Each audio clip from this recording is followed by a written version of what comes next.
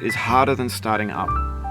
If you're not ready for that, like if you've already had a bad day, then what you're about to go through might be too much.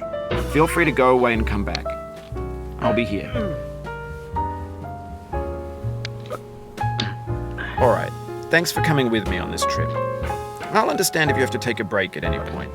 Just find a safe place to stop and quit the game. And don't worry, I'll save your progress, always, even your mistakes. This game is a homage to a free game that came out in 2002, titled Sexy Hiking.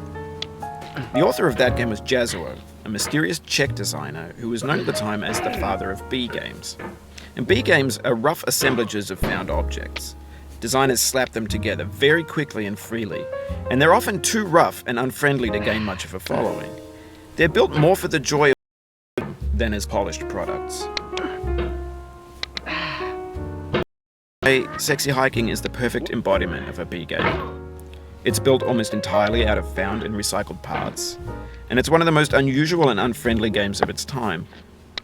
In it, your task is simply to drag yourself up a mountain with a hammer. And that act of climbing, in the digital world or in real life, has certain essential properties that give the game its flavor. No amount of forward progress is guaranteed. Some cliffs are too sheer or too slippery, and the player is constantly, unremittingly in danger of falling and losing everything.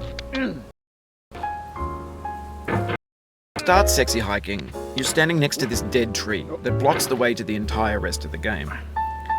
It might take you an hour to get over it, and a lot of people never got past it. You prod and you poke at it, exploring the limits and your strength, trying to find a way up and there's a sense of truth in that lack of compromise. Most obstacles in video game worlds are fake. You can be completely in your ability to get through them once you have the method or the correct equipment or just by spending enough. In that sense, every pixel in Sexy Hiking is real. The obstacles in Sexy Hiking are and that makes the game uniquely frustrating. But I'm not sure Jazuo intended to make a frustrating game. The frustration is just